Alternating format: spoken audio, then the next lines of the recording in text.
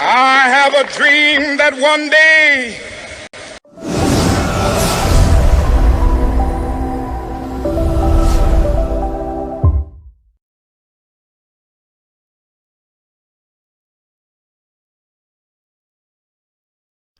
This example deals with sigma notation used for infinite convergent geometric series. In the first question it says calculate the sum written in sigma notation. So let's have a look at it.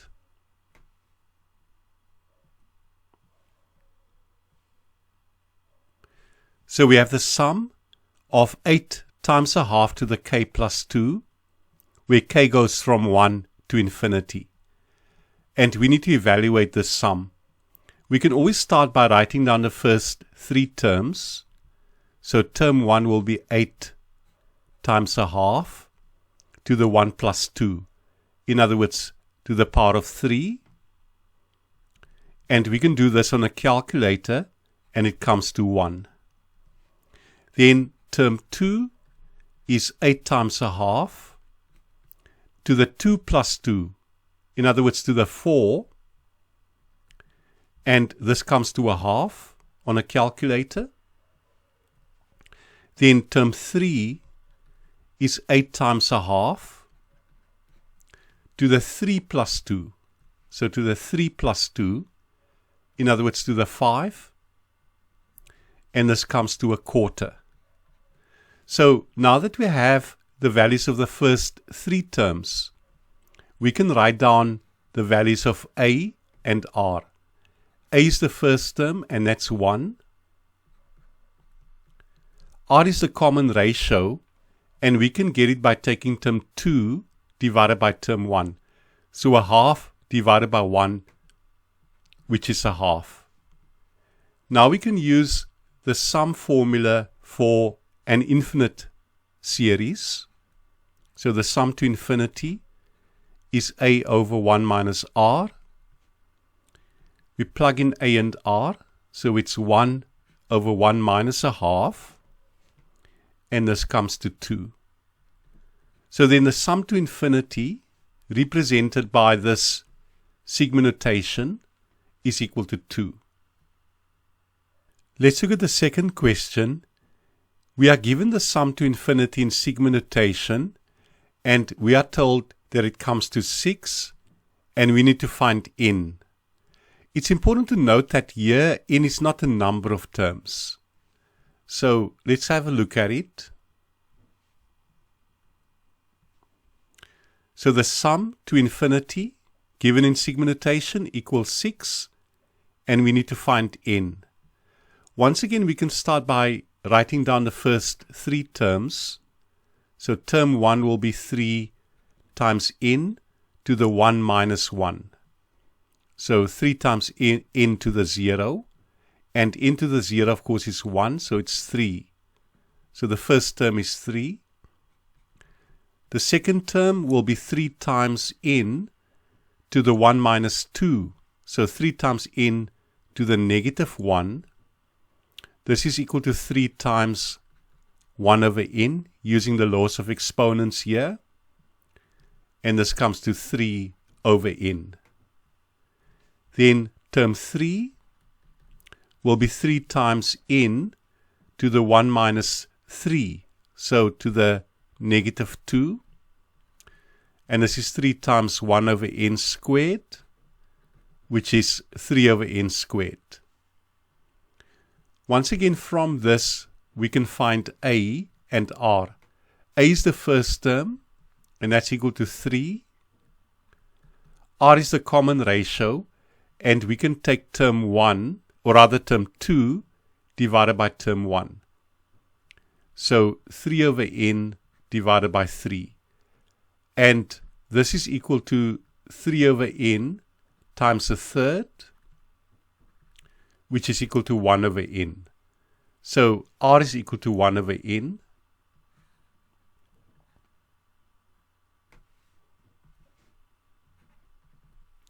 So we have the values of a and r. We can plug it into the sum to infinity formula. We know that the sum to infinity is A over 1 minus R. So then A is 3. So 3 over 1 minus 1 over N. We know that this must come to 6. So it's equal to 6. We can get rid of the fraction here by multiplying through by 1 minus 1 over N. Then on the left-hand side, we'll get 3. And on the right-hand side, it's 6 times 1 minus 1 over N. We can divide the 6 into the 3. So a half will equal 1 minus 1 over N.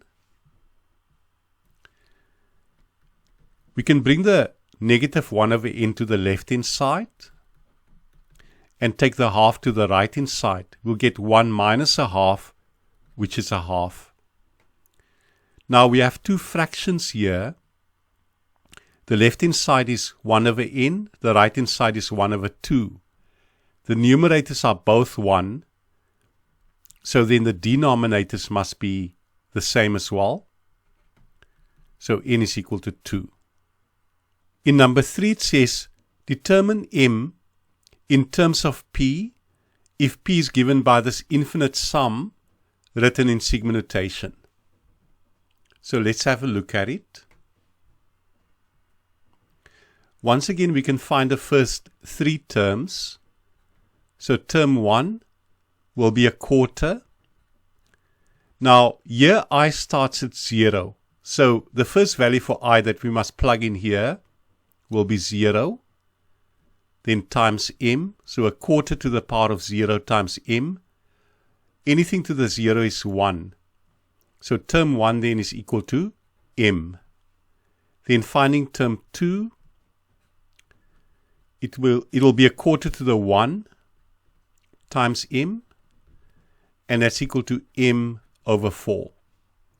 Then term 3 will be a quarter to the power of 2 times M. And this is M over 16. So we can write down the values of A and R. The first term A is M. R we can get by taking term 2. So M over 4 divided by term 1, which is M. And this is M over 4 times 1 over M. The M's cancel and we're left with a quarter. Now we can use a sum to infinity formula. We know it's A over 1 minus R. Now we are told that P equals a sum to infinity. So that means that A over 1 minus R must equal P. So A is M. We have 1 minus R. So 1 minus a quarter. And this must equal P. So then on the left-hand side, we have M over 3 quarters is equal to P. And in cross multiplying, or we could also multiply through by 3 quarters, then M is equal to 3 quarters P, which we can also write as 3P over 4. And we have answered the question because it said determine M in terms of P, which we've done over here now. M is equal to 3P divided by 4.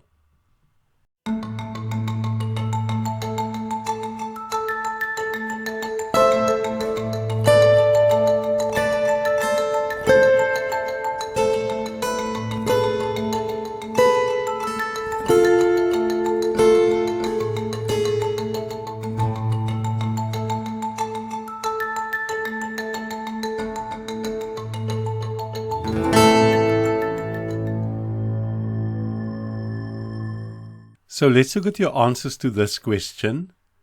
In the first one, it says, if S is equal to the sum to infinity, written in sigma notation, determine firstly the value of S. So let's have a look at it. So S is given by the sum to infinity. Once again, we can start by finding the first three terms. So term 1 is 5 times 2 to the 3 minus 1. And this, of course, is 5 times 2 squared, which is 20. Then term 2 equals 5 times 2 to the 3 minus 2, which is equal to 10. And then term 3 is 5 times 2 to the 3 minus 3. This is 2 to the power of 0, so which is 1. So this is just 5. Now we can write down the values of a and r. A is the first term, and that's 20. R we can get by taking term 2 divided by term 1. So 10 divided by 20 is a half. Now we can bring in the sum to infinity formula.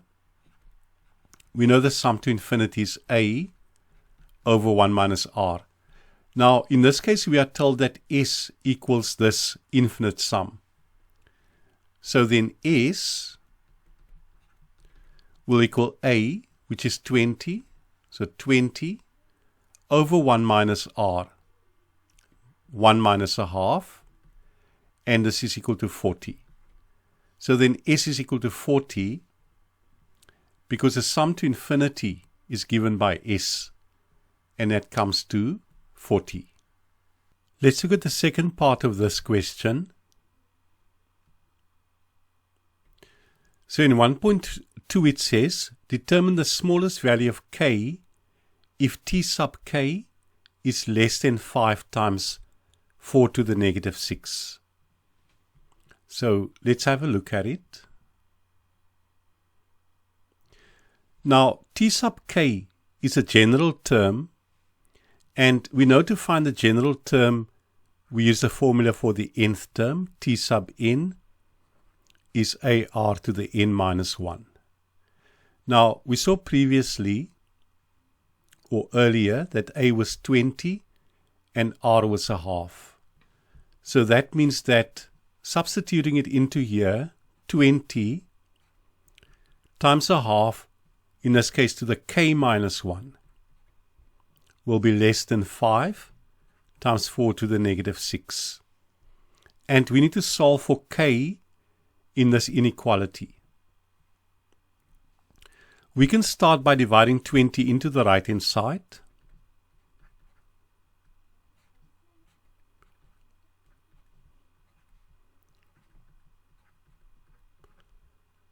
So divided by 20. And we can simplify this. 5 into 20 4 times, which is 4 to the 1. And then using the laws of exponents, we can subtract the powers. So it's 4 to the negative 6 minus 1. So 4 to the negative 7.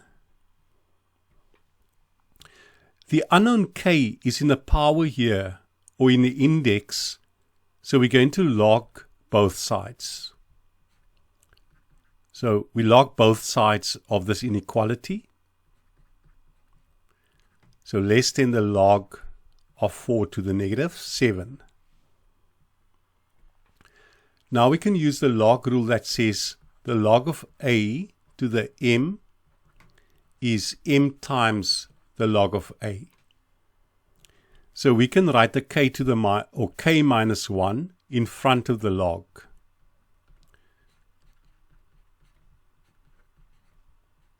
Of course, using this law.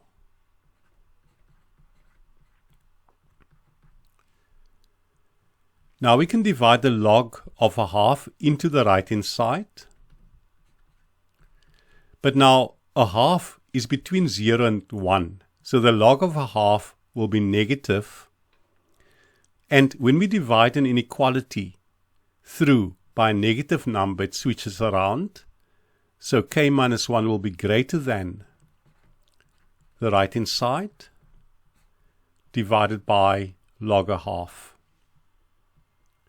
This we can do on a calculator. So it's going to be the log of 4 to the negative 7 divided by log a half, and that comes to 14. So this equals 14. Then k will be greater than 14 plus 1. In other words, greater than 15. Now, the question said, find the smallest value of k for which this inequality is true.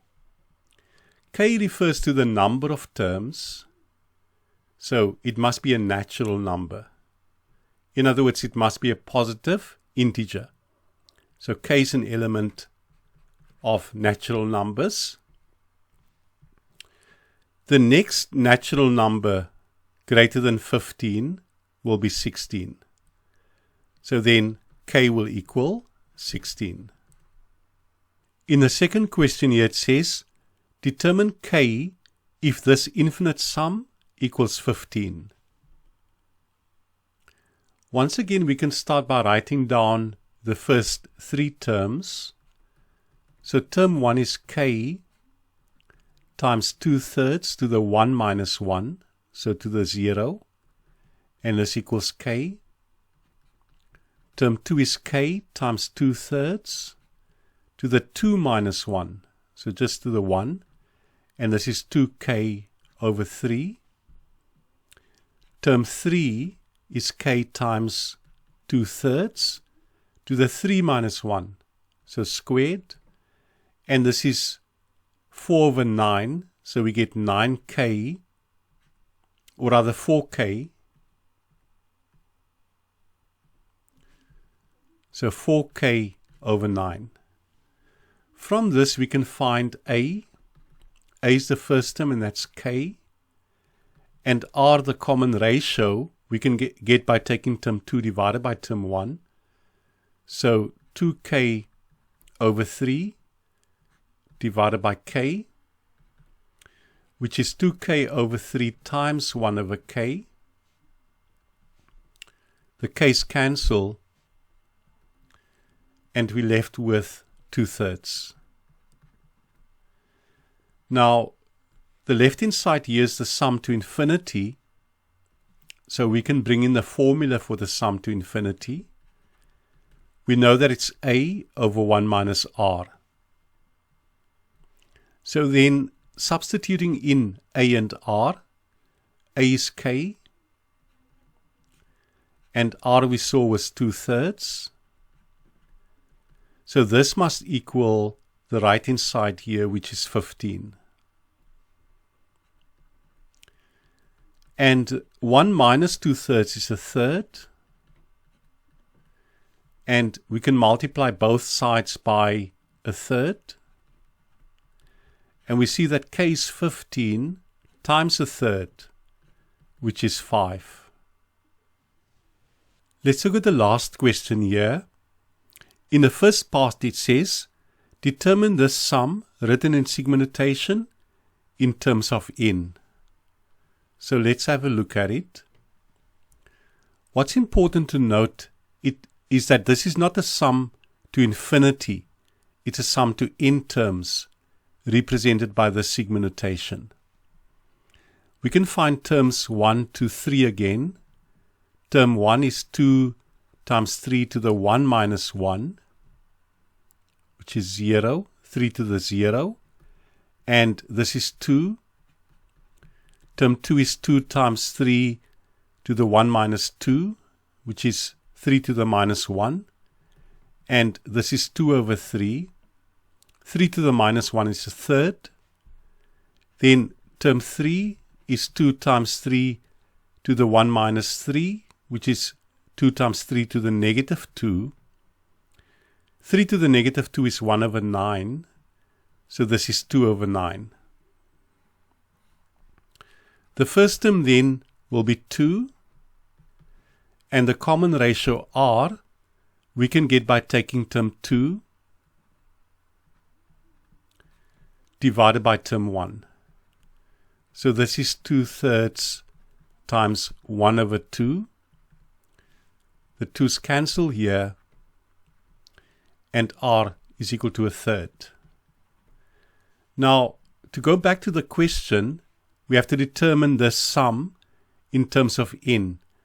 In other words, we must find the general sum to n terms. And we can use the sum formula. S sub n is a into r to the n minus 1 all over r minus 1. We can substitute in. Of course, a is 2, r is a third, so a third to the n minus 1 all over a third minus 1. A third minus 1 is negative 2/3. Now, we're going to divide the negative 2/3 into 2, and that's the same as saying 2 times the inverse of negative 2/3. So times negative 3 over 2. These cancel, and we're left with negative 3. So then the sum to n terms, or the general sum, will be negative 3 into a third to the n minus 1. Let's look at 3.2. It says, hence or otherwise calculate the value of this infinite sum. In other words, the sum to infinity. Now, we have the sum to n terms for the same series. We know that the sum to n terms is negative 3 into a third to the n minus 1. Now, we also know that the sum to n terms approaches the sum to infinity. In other words, it gets closer and closer to the sum to infinity as in the number of terms gets bigger and bigger, as n approaches infinity. So this is the sum to n terms over here. So what happens when n approaches infinity? So note that a third, so a third to the n approaches 0 as n approaches infinity. In other words, a third to the n becomes smaller and smaller and smaller as n gets larger and larger and larger, because we are dividing by a bigger and bigger denominator. So a third to the n approaches 0, gets closer and closer to 0 as n approaches infinity. And hence we can use the sum to n terms to get the sum to infinity. So then the sum to infinity will be negative 3, and we said a third to the n approaches 0, so negative 3 into 0 minus 1, and this equals positive 3. So the sum to infinity then is positive 3. So example 9e deals with application problems involving infinite series. It says in the figure, ABCD is a square. So ABCD is a square. In other words, the sides are all equal. So AB will equal AC, will equal CD, will equal BD. Then square PQRS is formed by joining the midpoints of the sides of the larger square ABCD. So P, Q, S, and R are the midpoints of the sides of the square ABCD. This process of forming smaller squares inside each square is continued to infinity. So we keep on drawing smaller and smaller squares in this way. If AB is equal to 8 centimeters, calculate the sum of the areas of all the squares formed in this way. And then it also says this includes the area of ABCD. Show all your working. So let's look at how to do this example. I've redrawn the sketch over here. Now we're going to add a few extra points.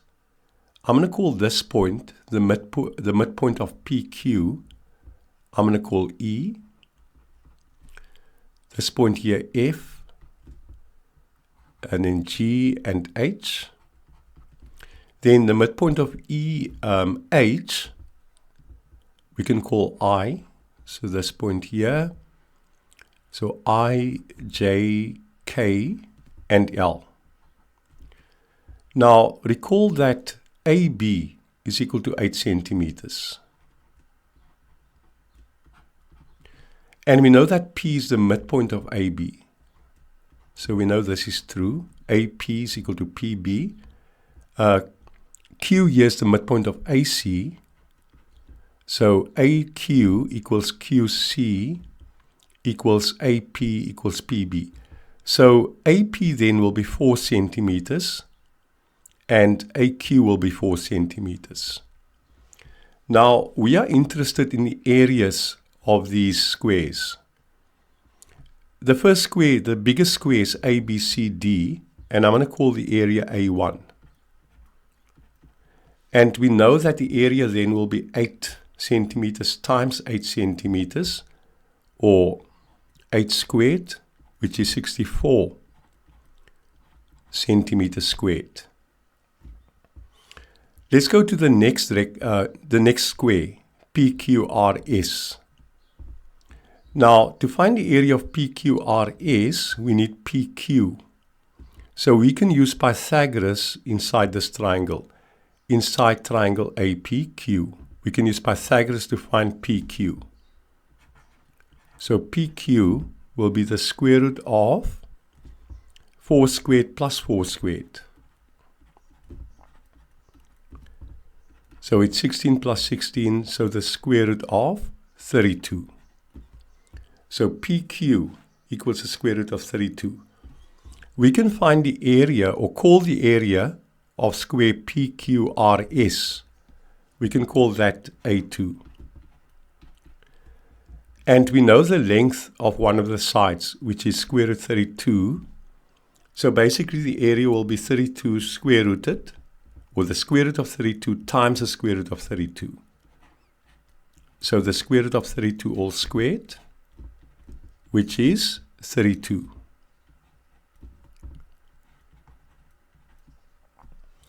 Now we want the area of the square here, EHGF. So we need one of the sides. Now recall that E is the midpoint of PQ.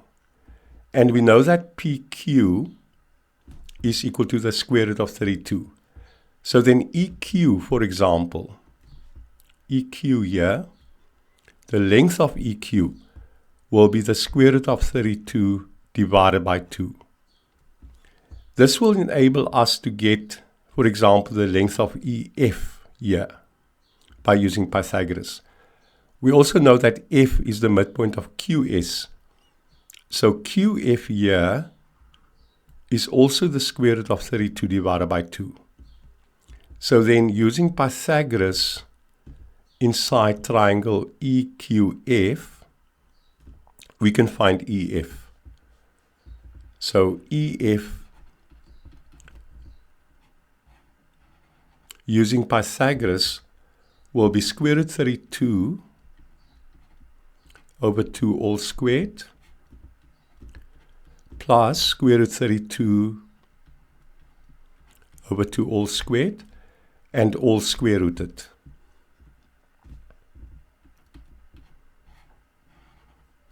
So square root 32 squared is just 32 and 2 squared is 4.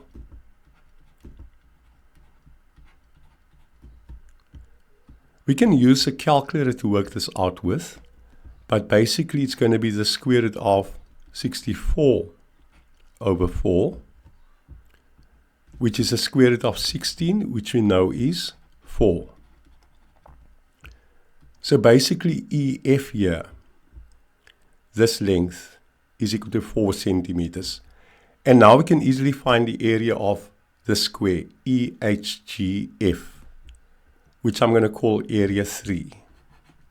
So area 3 will be 4 times 4, or 4 squared, which is 16. Now, recall that we need to add all the areas of these squares. And of course, we continue drawing squares one inside the other. So we can set up an infinite series. So the sum to infinity will be the area of the first square, 64,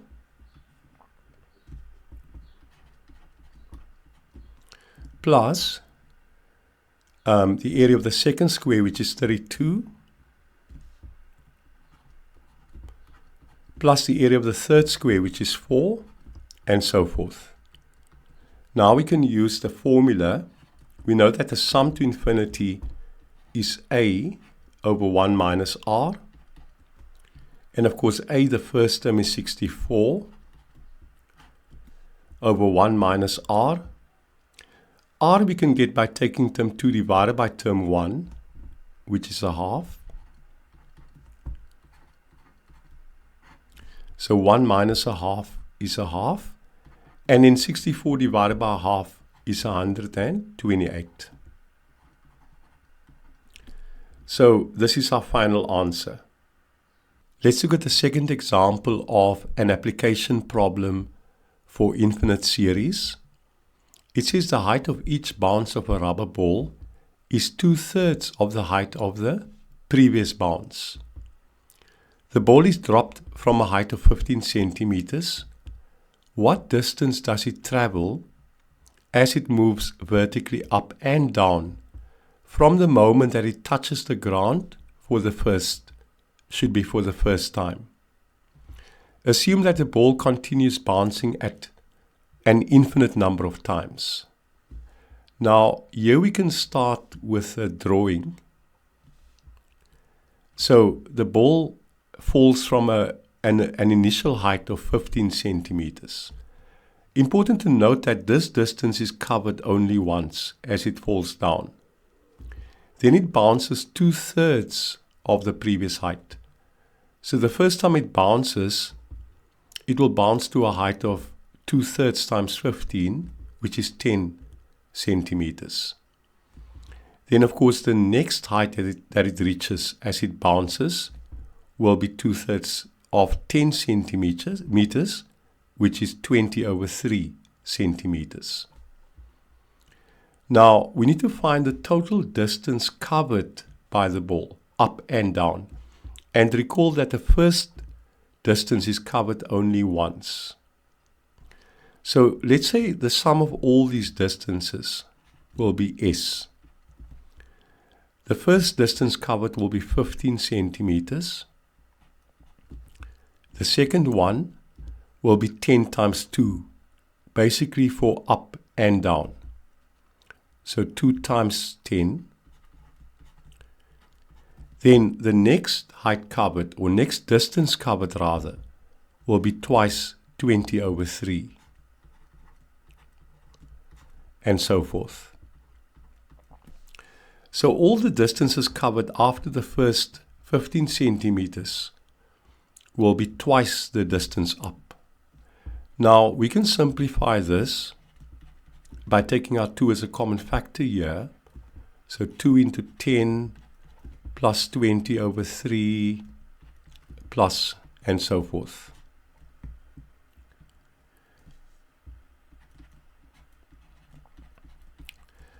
Of course, we assume that the ball never stops bouncing. Remember it said, assume that the ball continues bouncing an infinite number of times.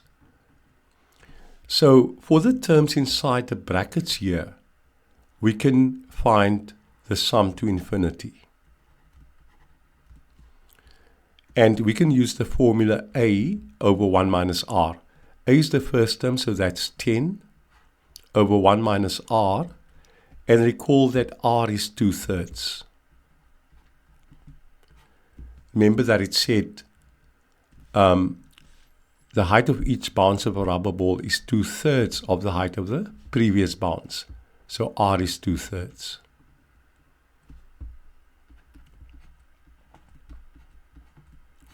We can simplify this. 1 minus 2/3 is a third. So basically 10 divided by a third is 30. And of course we could do this on a calculator. And in the final answer here will be 75. So 75 centimeters.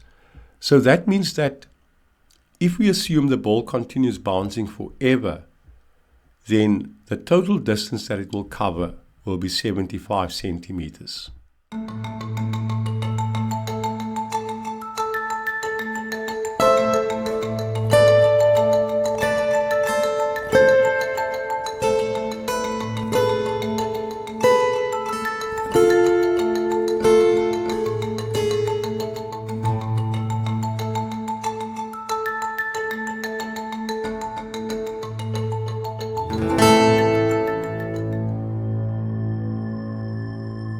So let's look at your answers to this question.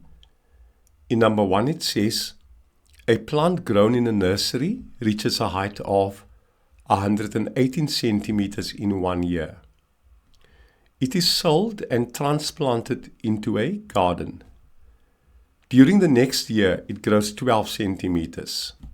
Then, in each successive year, its length increases by 5/8 of the previous year's growth. Find the maximum height the plant can attain. So, in the first year it grows 118 centimeters. In the second year 12 centimeters. Then in the next year 5/8 of 12. In the following year it will be 5/8 of this value. So basically 12 times 5/8 squared, and so forth. We are assuming that the plant never stops growing. So let's make S the total height reached by the plant. We've got to add all these terms to infinity. Now, what we're going to do is, from the second term onwards, we're going to use the sum to infinity. We can't include 118 in the sum to infinity because 118 isn't part of this geometric series. Because 5/8 times 118 doesn't give us 12. So we've got to treat the 118 separately. So then applying the sum to infinity formula from the second term onwards, it's A, so 12 over 1 minus R, the common ratio. And of course the common ratio is 5/8. We could do this on a calculator. I'm just going to do it manually. So 1 minus 5/8 is 3/8.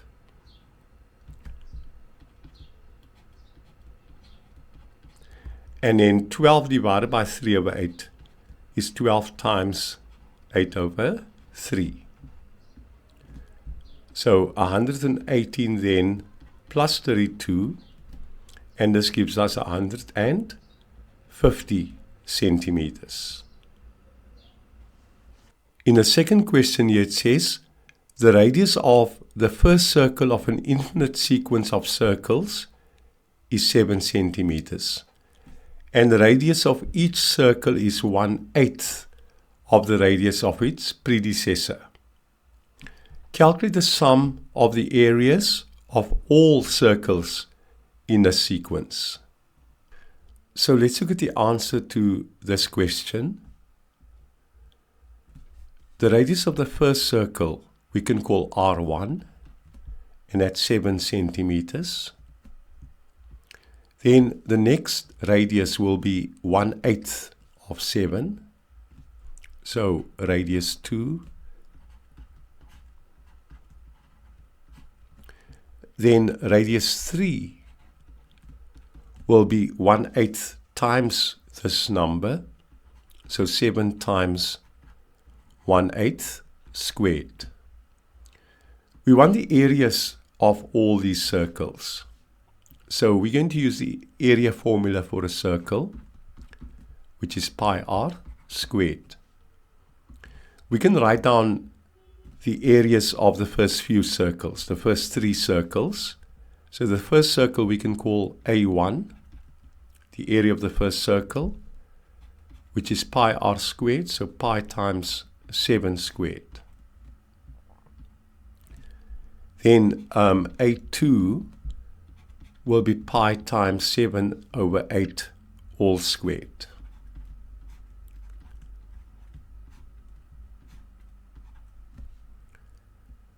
Then A3 will be pi times this number squared. So basically 7 times 1 over 8 squared all squared.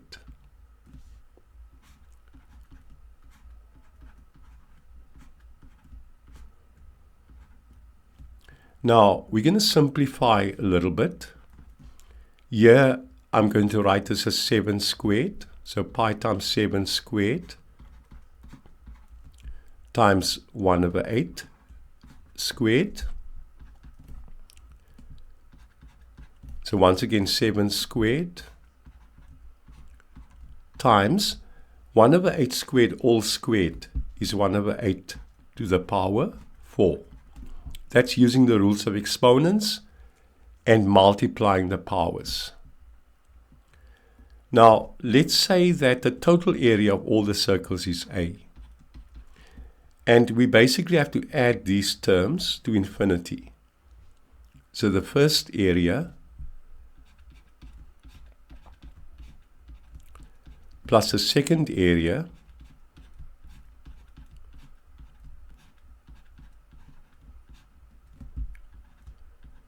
plus the third area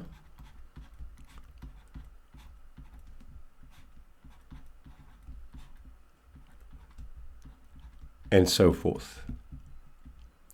We can simplify this infinite series by taking out a common factor of pi times 7 squared. So pi times 7 squared into the first term is once, into the second term is 1 over 8 squared, into the third term it's 1 over 8 to the power 4.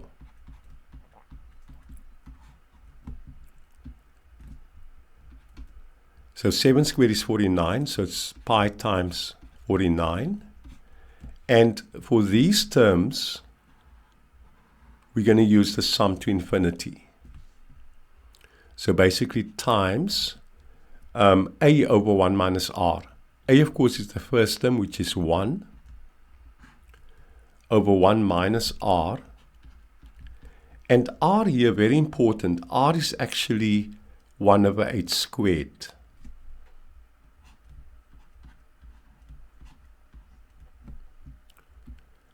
We could do this on a calculator, of course.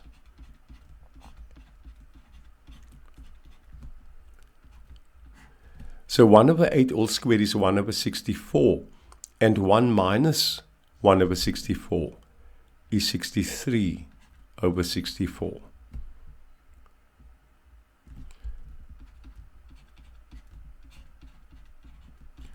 I'm going to write the final answer in terms of pi. So 1 divided by 63 over 64 is 64 divided by 63. And we can simplify 7 into here 9 times and into here 7 times.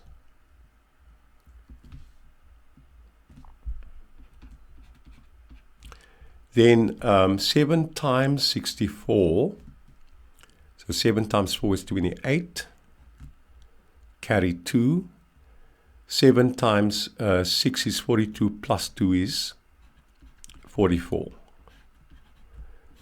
So our final answer then is 448 over 9 pi, and its area, so it's centimeters squared.